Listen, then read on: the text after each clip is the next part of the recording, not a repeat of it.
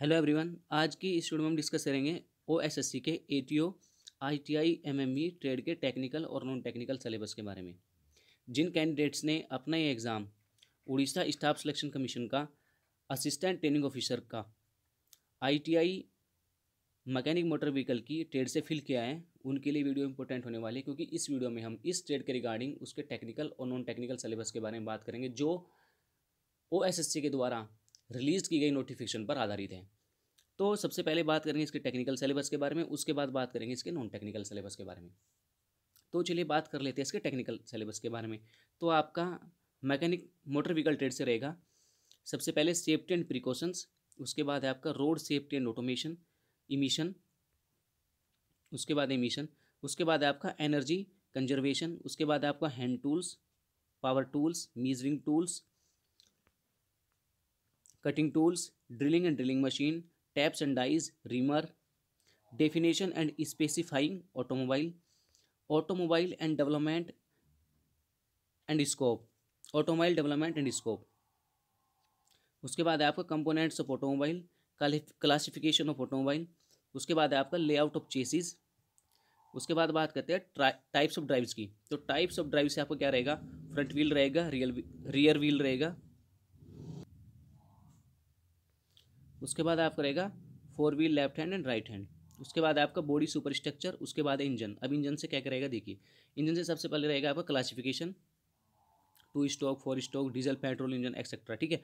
उसके बाद उसके कंपोनेंट्स होंगे, वाल्व ट्रेन हो गया, इंजन की टेस्टिंग हो गया, लुब्रिकेशन हो गया, कूलिंग हो गया, असेंबली हो गया।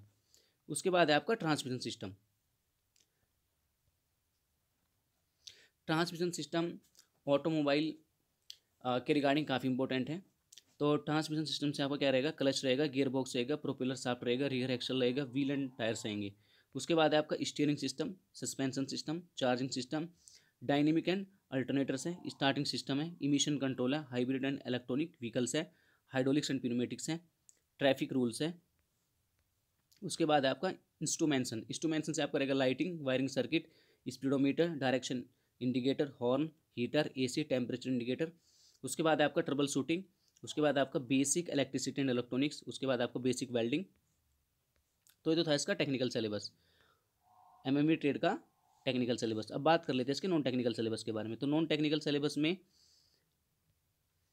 सबसे पहले बात करते हैं कंप्यूटर के बारे में। तो कंप्यूटर से आपका रहेगा computer development, computer fundamental, input and output devices, जिसमें आपका monitor, mouse, keyboard, CPU, web camera, joystick, printer, scanner etcetera.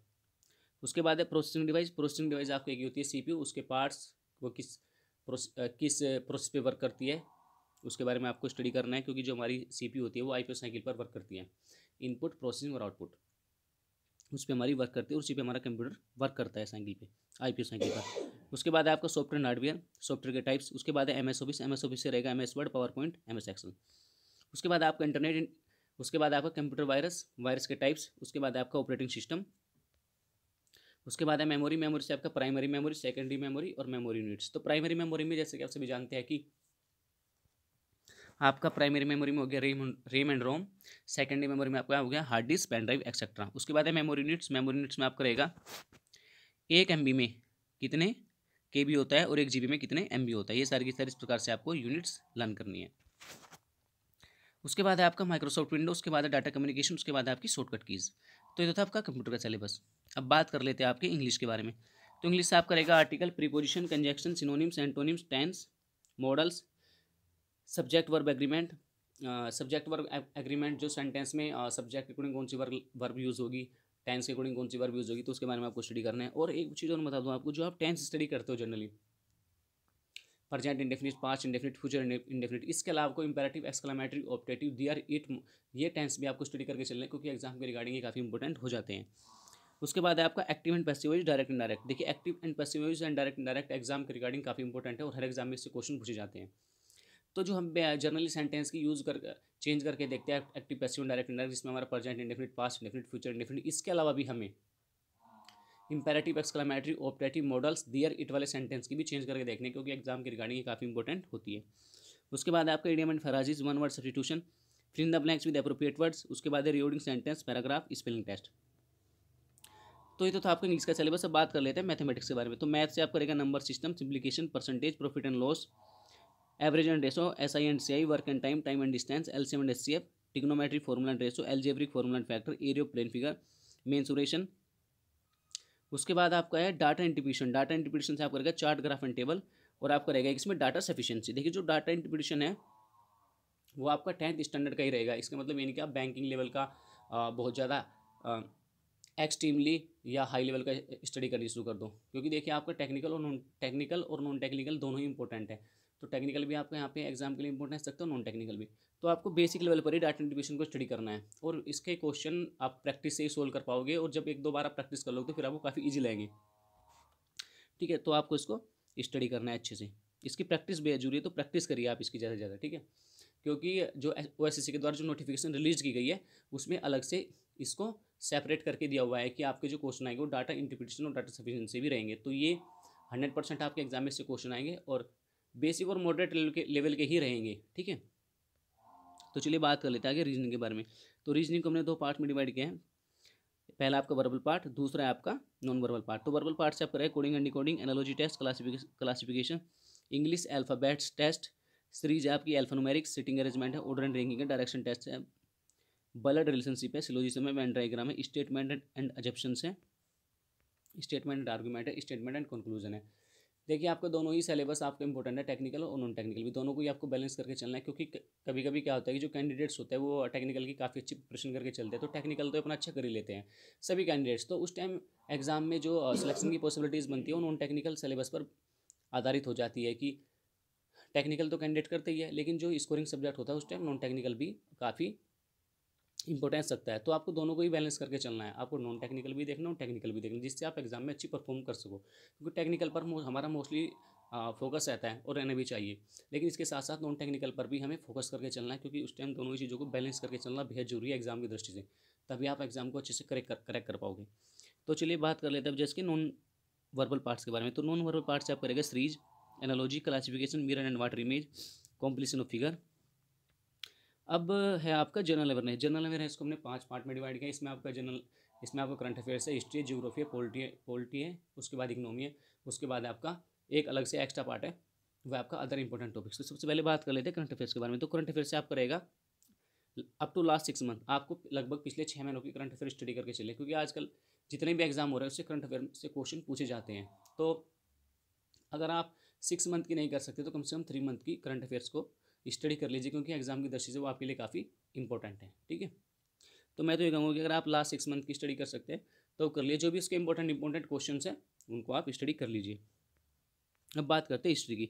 History में आपका हड़प्पा और सिंधु घाटी की सभ्यता, यानी कि हड़प्पा और इंडो सिविलाइजेशन है। रिलीजियस मूवमेंट से आपका रहेगा Buddhism and Jainism, Maurya period, गुप्त पीरियड, सल्तनत पीरियड, दिल्ली सल्तनत, Mughal period, British period. British period में आपको क्या रहेगा, गवर्नर जनरल एंड वॉइसरॉय, इन्होंने क्या काम किया, उनके टाइम में कौन से एक्ट्स हैं, उनके बारे में आपको स्टडी करना है। उसके बाद इंडियन फ्रीडम स्ट्रगल है, द गांधी राय।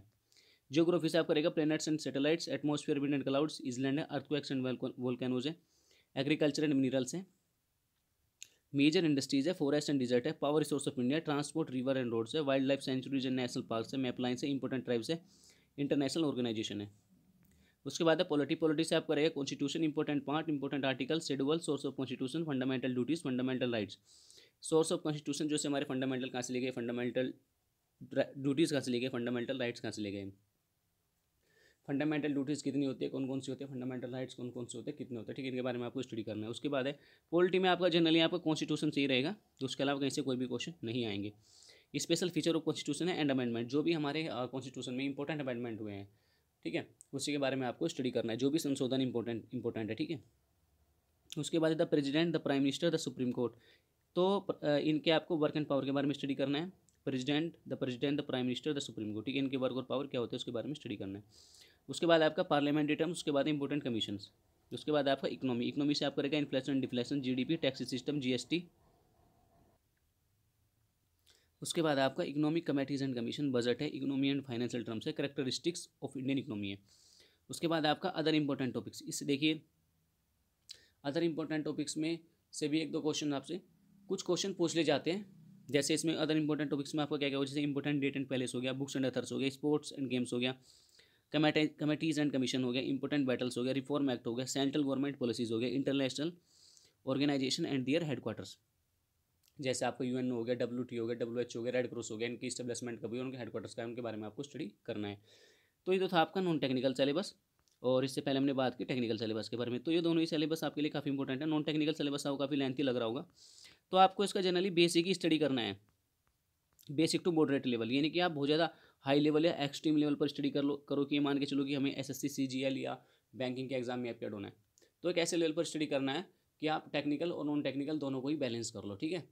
तो दोनों को ही आपको बैलेंस करके चलना है। तो ये तो थी आज की इस वीडियो में मैकेनिक मोटर व्हीकल के ट्रेड के रिगार्डिंग टेक्निकल और नॉन टेक्निकल सिलेबस के बारे में जानकारी, जिन कैंडिडेट्स ने उड़ीसा स्टाफ सिलेक्शन कमीशन का एग्जाम फिल किया। तो आई होप इस वीडियो से आपको MME ट्रेड के रिगार्डिंग एक सिलेबस के अच्छी जानकारी मिल गई होगी, ATO के रिगार्डिंग। तो आज की इस वीडियो में बस इतना ही, तब तक के लिए wish all the best, thank you.